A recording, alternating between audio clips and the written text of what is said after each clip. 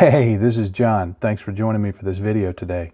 In this video, I'm going to continue building Bandai's 1/20th scale Kobu-Kai Ichiro Ogami type from Sakuro Wars 2.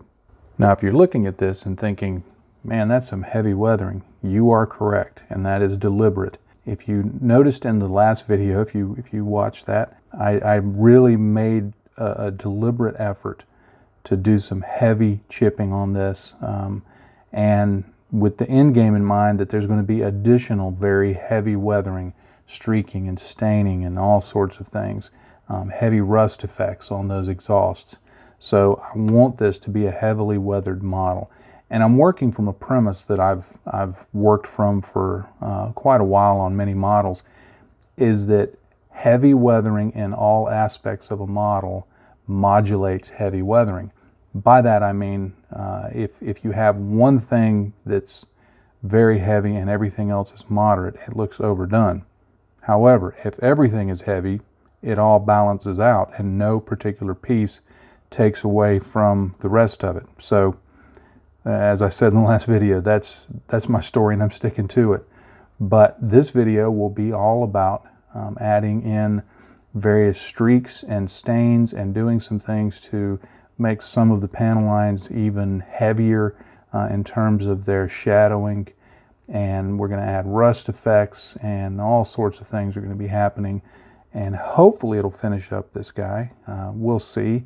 I never know when I start off any video whether I'm going to get to the place that I expect to be, but we'll see in this one. And I will say this is a very fun kit. It's unusual looking, it's different, and I think that's what makes it so much fun. And it's certainly something, if you're looking for something different to build, something that's kind of a breath of fresh air, this little kit would certainly fit the bill. But let me get some materials prepared and we'll move on with getting this guy messed up. Before I get started, I wanted to address a question that I get from time to time about whether you should do your weathering with the model apart or whether you should do it together. Now, by apart, I'm talking in terms of Bandai sense, not meaning weathering with the model disassembled as in not built, but rather disassembled into its main components like I have here. And as I often do, I can only give a politician's answer. It depends. One, it just depends on what you like doing. If you like doing it with the model fully assembled, do that.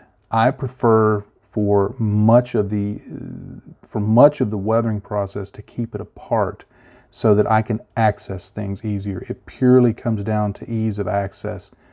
You do have to be careful if you choose to weather it with everything disassembled, that you think in terms of directions. Meaning, let's say on this piece of armor here, I have to keep in mind that any streaks are going to go down this way because that's where it connects. Now that sounds simple, but there have been a few times that I lost track of orientation and would do things the wrong way. This is not the original decal that was on here. When I first did this, put this decal on here, I had it oriented that way and the wolf's head was upside down. And if I remember right, I even have it in the video. And I didn't even think about it at the time. And then when I went to assemble it, I'm like, oh, you idiot. You put it on upside down. So I sanded it down, repainted it, put it back on there, got it looking like it should. But just keep in mind the orientation. Now, after a while, I think it's beneficial, if you are going to do it apart, I think it's beneficial as you get closer to what I call the zone of completion. I don't think that there's any one point that you finish a model. I think it's a continuum. There's some goals that you have, or at least I do, and I start entering that area that, okay, now I'm starting to hit on all the goals, and somewhere between hitting on all the goals and going beyond my goals, there is a place in there that I start looking for it to go, okay, I think that's enough, that's finished. When I get to that point, I definitely want to bring it all together and start adding refinements, even going back through some of the earlier steps of chipping and staining and streaking and all of that if I want to refine anything. The goal is not to have it necessarily look symmetric or anything like that, but you want to make sure that any of your weathering, when you look at it holistically, makes sense for the story you're trying to tell with the model. To give an exaggerated example to try and illustrate it, if you get the model done and you assemble it and it's all together and the left half looks very unweathered relative to the right half, if that's not what you intend, go back and add some weathering to that. You know, if you see that you put in a really large chip along somewhere and it doesn't continue on another piece where it logically should, make sure that continues. It's a real simple thing. You just look at it as a whole and say, does this look right for the story I'm trying to tell? Again, symmetry is not the goal, but making it look coherent is the goal. So I've started off with this disassembled, and that's the wonderful thing about Bandai kits, is you can assemble them and disassemble them, assemble and disassemble, and generally you're not going to have to worry about parts breaking or anything like that. You do have to be careful, but you can take them apart, put them back together with some frequency, and it gives you a lot of flexibility in the build process. I started the process using some oil brushes from Ammo of Mig, rust and dark brown, and I wanted to get a little darker color than the rust color, so I mixed these together in a palette and came up with something that's just a more brownish orange than the orange that the rust provides, because I wanted to go into these exhausts and a few other areas on the model and just really make them look like old rust. I just put in 1 drop of odorless thinner to help spread this around. Now, when I'm working with oils like this and I want to get some heavy weathering, I don't really go at it, I guess you'd say, lightly. I go in and I put in some oil, a lot of it, around the stuff that I'm working on. The theory behind this is kind of simple. If you're trying to make something look dirty, you got to make it dirty. And you don't do that by adding just a few oils here and there. If you're looking for a lighter touch, then yeah, you want to go in and just do maybe a wash. But this is a very thick oil application because I want to have plenty of oil to move around. Now, I had gone and applied some of this to the area that the exhaust will be connected to, and frankly, I lost the footage of it. So this is kind of after I got there. But I did the same thing that I showed on the exhaust. I put in a lot of oil, and I just went in with this old knackered brush. And you can see I deliberately use this brush to show that it doesn't take a special brush to get any of this done. It's simply a brush that has been laying around for a while, and I've used for a lot of things. But I just thin it with oil, and I start blending those, or thin it with the odorless thinner rather, and I just start blending in the oils. And by blending in, I just mean smear them around. And you can push it back, you can stipple it like I'm doing here, you can pull the oils, you can clean them up. Occasionally I wipe off the brush on the paper towel that you see down there in the lower left of the corner of the screen. So it's a very proactive process in that you're making it look how you want it to how you want it to look. There's no right or wrong really. It's simply how does it look to you, and does this accomplish the goal that you have with the model?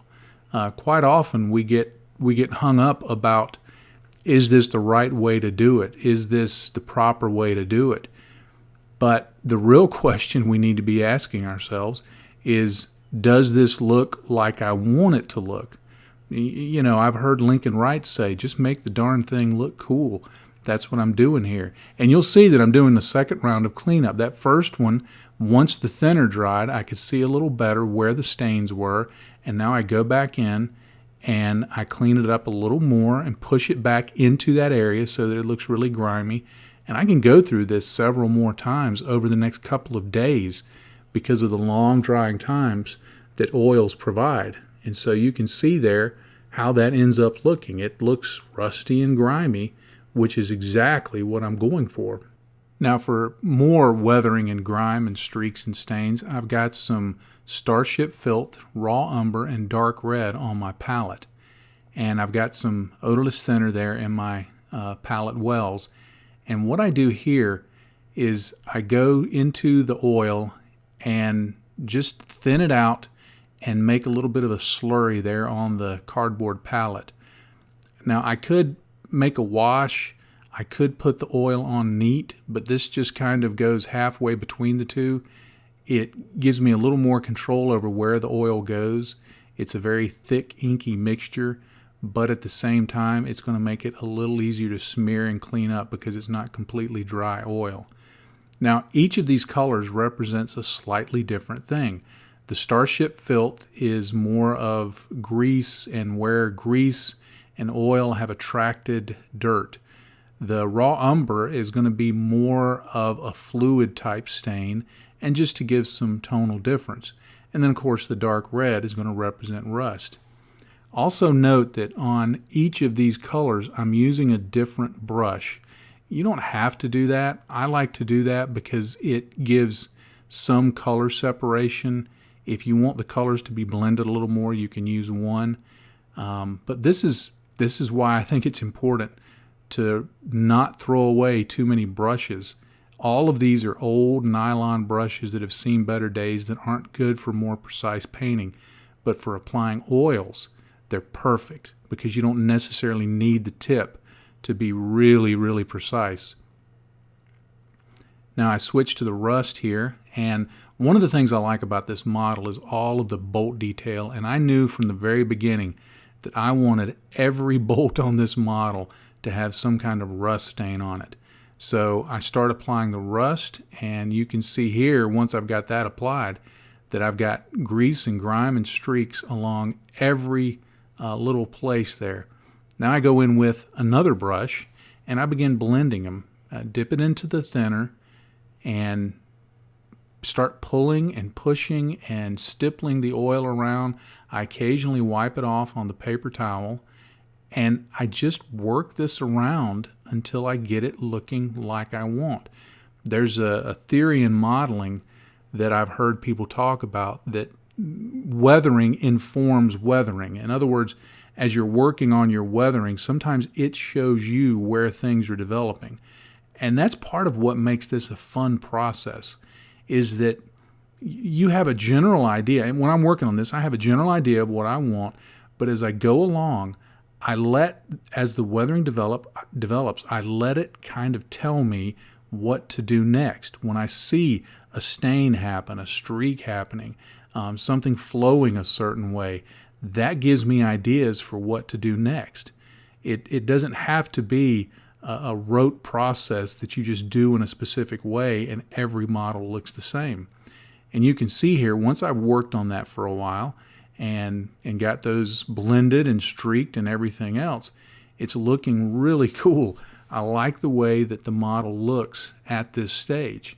Now I go in with a dry brush, and there's no thinner on that, and I just begin blending these around further, pulling the oils down, streaking them. At this point, I had let them dry for a little bit, so there was no wet thinner on it, but I let it go it was probably half an hour, and then I just began this streaking process. Now, you don't have to do this step. It's one that I thought the model would be helped by having it, but you can skip this step. You can do it heavier, you can do it lighter, you can do it however you want. Now I move right into taking a liner brush. I think I'm up to my 5th or 6th brush now, this thin liner brush, and I'm getting some very thin oil on the palette there. And what I'm going to do is I'm just going to begin making streaks down the side of the model. And what this is kind of a cheating way of doing the dot filter technique. Instead of putting in dots of color and then streaking them, I'm just going in with thin oils and starting the streaks from the very beginning. It's a faster way of doing it. If I'm not going to be using a lot of color for the streaks, I tend to do this rather than the dot filter technique because it's just fast. It's fast and it's easy. And you'll see that some of the areas I do the streaks darker, some of them I do them heavier, some of them I do it lighter. And then I go back in with this dry, flat brush and I just begin pulling them and pushing them and stippling them and doing all sorts of things with them to give a streaky appearance like you would see with, after rain had been washing down something or grease had been flowing down something or whatever else was going on. It gives a really, really cool look, I think, to the model and just sells the notion that this is a beat up, dirty thing. And it's fun to do. It's very relaxing. And you can see it looks like a beat up armor suit that's been seen better days maybe. Okay, you can see I continued the process that I demonstrated there across all the parts. It did take a while, and I've had to give this a couple of days to dry so that it would I could handle it. But you can see it's really produced a streaky, stainy, grimy model that I hope, even though it's certainly not a real object, I hope that it sells the notion of authenticity to some degree. It's a little over the top, but I meant for it to be that way. That's what I was going for, and I like the way it looks. You can see on the legs here that I continued that rust around the bolts, the streaks, and things like that. I didn't streak the legs and things quite as much as the upper part because I figured that's where most of the runoff would occur. The legs are kind of shielded by the body a little bit. So that's my theory, and I'm sticking to it. I did these vents. They're fairly heavy in terms of their rusting and streaking and staining.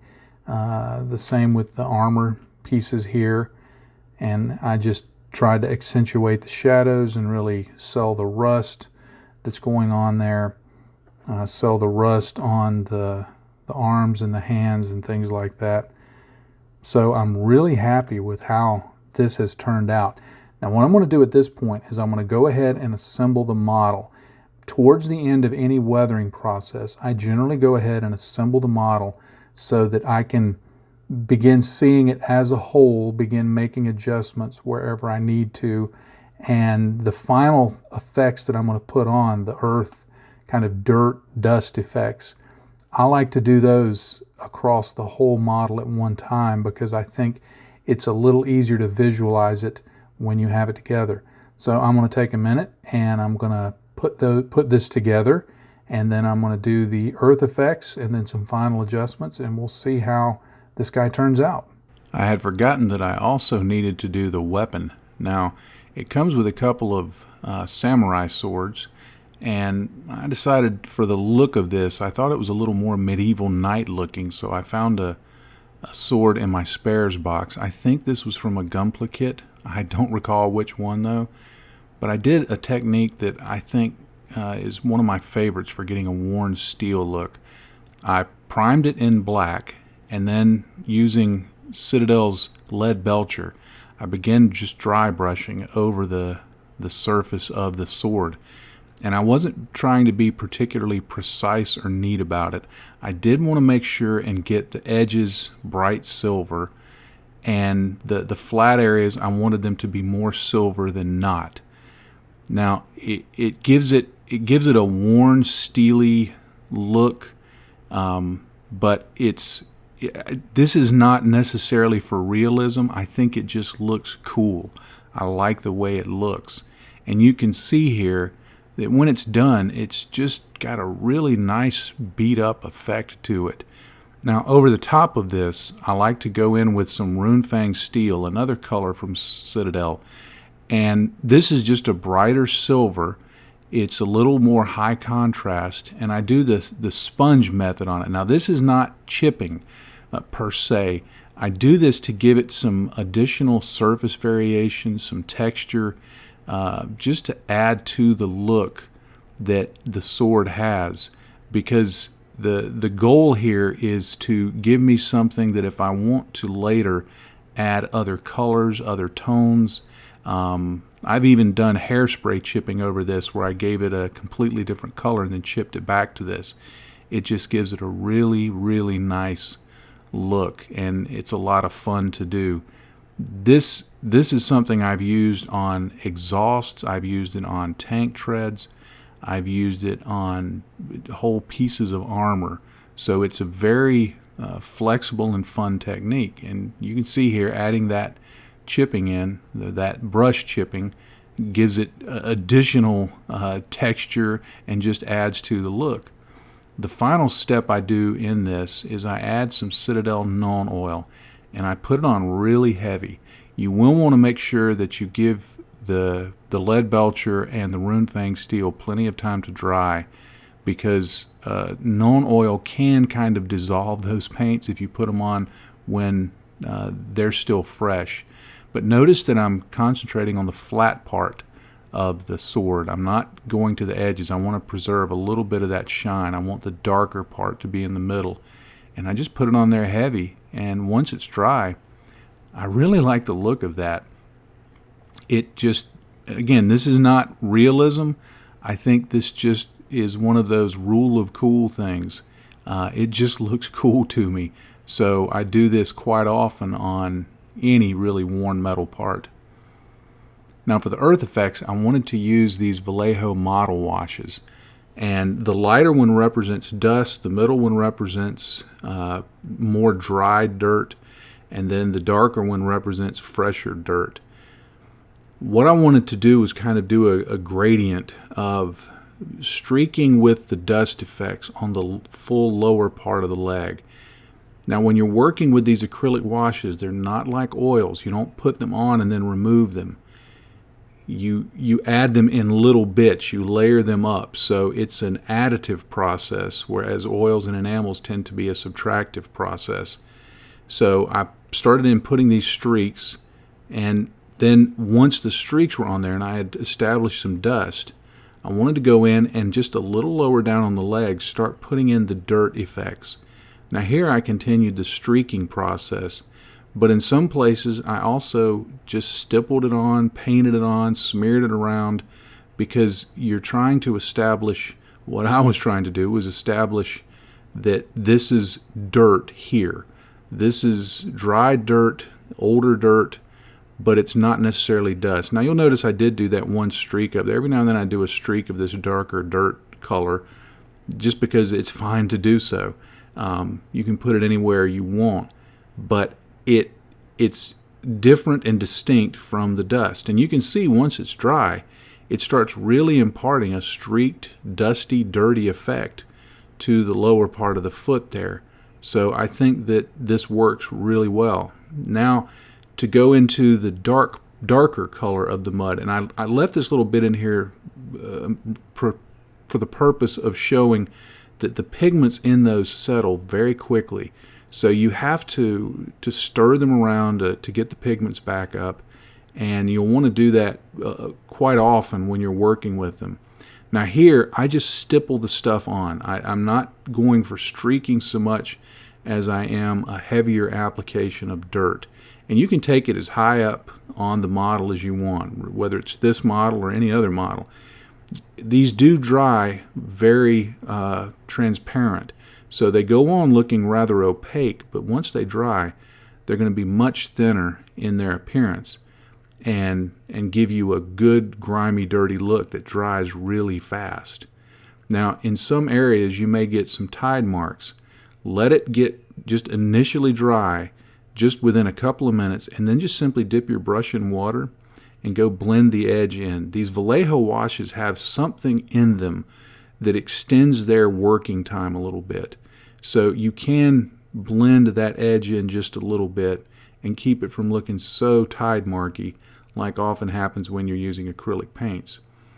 Now I realized as I was doing that I had completely forgotten to paint the exhausts, the inside of the exhaust. So I mixed up a dark gray mixture and just rolled my brush around in there to darken that up. If I got a little on the edge, I didn't worry about it because I could just simply smear it off with my finger. And then once that was done, I moved to my Tamiya weathering powders and just got the soot black and began to work those into the exhausts. Now, I could have done airbrushing, I could have done oil effects. I chose this because I thought there was already enough color on the exhausts that I didn't want to have a lot of competing colors. Plus, this was just faster.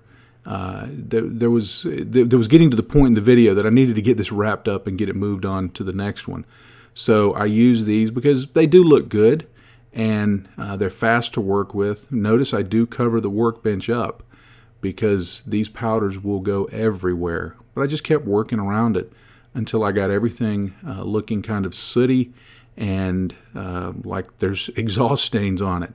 So it's a good product to do that for. It's not the only thing you have to use, but it's a great product for exhaust stains.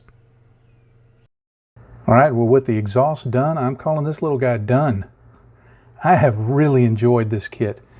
It has been so much fun to weather this and paint this, do the exhaust stains, the rust on those exhausts, the dirt on the feet, the big honking sword, the 40K colors and decal. This is just a fun kit because there's no expectations with it. I had no idea what this thing is as far as in the game that it's used in. I have no idea. It's just purely fun imagination modeling. This is what modeling is about right here. It's just fun. You know, there's no need to say, well, it's got to be this way or it's got to be that way. It's make it however you want it. This is fun. This is what modeling is all about. Now, if you've never built anything like this, why not start with a kit like this? They make several different styles, and the basic difference is they come in different colored plastic with different characters on the inside and slightly different weapons. It comes down to pick the weapon you like, pick the character you like, and then figure out how you want to build it. Build it canon, build it dirty like this, build it like a gunpla, build it like a Russian World War II tank. You know, build it, make it all chrome. It's wide open for your imagination. So if you're on the fence, go get this thing. It's fun. You'll enjoy it. Well, thank you so much for watching this video. And if you've watched the whole series, thank you for watching the series. And if you're still watching at this point, I give you a special thanks for hanging in there. I really do appreciate it. There are links down below to my social media and to the website. Please take a look and connect with me there if you're on one of those platforms. There's also a subscribe button down over this way somewhere. So if you haven't already, I would appreciate it if you would click that subscribe button and the little bell next to it so you'll know when I have a video that comes out. And there's a link to Patreon down below. That's what makes this modeling that I do and the videos and everything possible. So if you would be so inclined, please click that link and just see what I have to offer. There may be some level of support that you could do, and I would be most grateful for it. And if you're already a Patreon supporter, thank you so much. You make this possible. This is why I can do the modeling that I do at the pace I do with the materials and the kits that I do, because of your support. I would have to pull back, way back on what I do because I simply couldn't afford to do it without you. So thank you very much, Patreon supporters. And as I always do, I'll leave you with one final thought. In this hobby, if you're not having fun, you're doing it wrong. Happy day to you, friends. Bye-bye.